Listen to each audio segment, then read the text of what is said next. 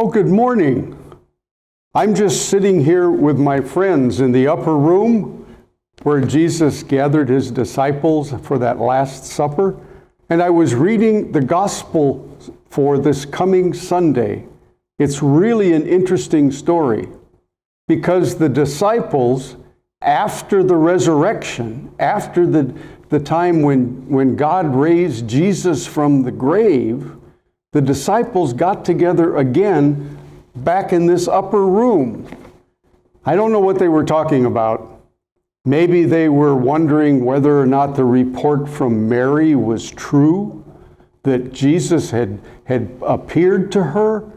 Maybe they're wondering why the grave was empty. Maybe they're wondering, what do we do now? So now as I read the rest of the story for this Sunday, we're told that they're gathered together and all of a sudden, Jesus appears to them. He shows them his hands and his side. He tells them to go out just like he was sent. He tells them to forgive sins. And they're all excited. They're really happy. They're glad to see him. But there's a problem. One of them is missing, Thomas. Thomas isn't there. So during the week between Resurrection Day, the day of Easter, and the next Sunday, this coming Sunday, they keep telling Thomas, we've seen Jesus. Jesus is alive. They keep telling him that over and over again. But Thomas says, I can't believe that. Unless I see him just like you saw him, I'm not going to believe that. But they keep telling him. And because they keep telling him, he joins together with them the next week.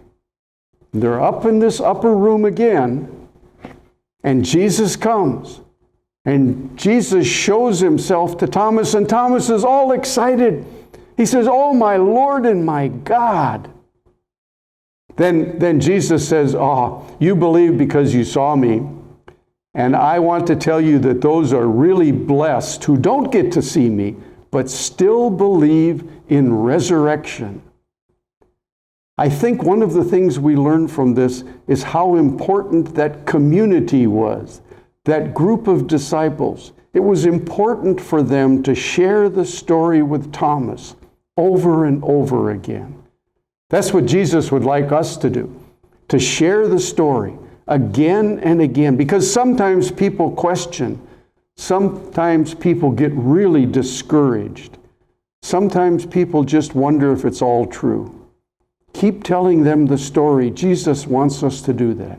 Tell them the story of how much God loves us because Jesus came. Jesus came for us. And he keeps coming. In fact, he keeps showing up every time we tell the story. He's right there with us. That's good news for us. I hope you have a really good day and a really blessed week.